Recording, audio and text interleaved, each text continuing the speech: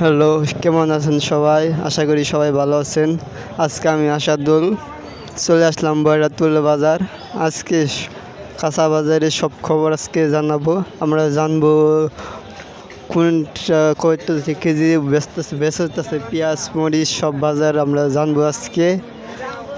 আমরা জানি যে সব কিছুর দাম বেড়ে চলেছে, আমরা দেখব। তবে আপনার নাম কি? হাবিব হাবিব কোথায় থেকে আসছেন? আমার বাড়ি বরাতুল। বৈরাতুল তা গিলাস আর গাড়ি চুরি করে। বৈরাতুল ঘাটের শরীর থেকে আসছেন। পেঁয়াজ 60 টাকা, 55 কেজি কিনা, 60 টাকা বেচা। পাইকারি 55 টাকা। আলু হলো 60, আলু হলো আলু 55 কিনা, আলু 55, 60 টাকা বেচা। পাইকারি 55 টাকা, বেচতেছেন 60 টাকা। আমরা জানলাম এই পেঁয়াজ বিক্রি করা হচ্ছে 60 টাকা কেজি, আর পাইকারি বিক্রি করা হচ্ছে 55 টাকা কেজি। আমার নাম হুমায়ুন কবির, তা কোথায় থেকে আসছেন? বয়রাতুল। বৈরাতুল।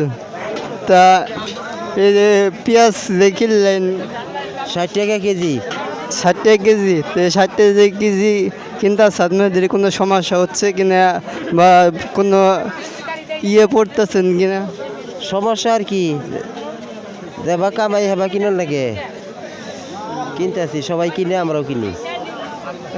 আপনার কিছু বলার নেই? 60 টাকা কেজি পেঁয়াজ কিনতে আছেন বা অভিযোগ কোনো? অভিযোগ তো আছেই, পেঁয়াজ দেশে উৎপন্ন হয়, এত দাম কে?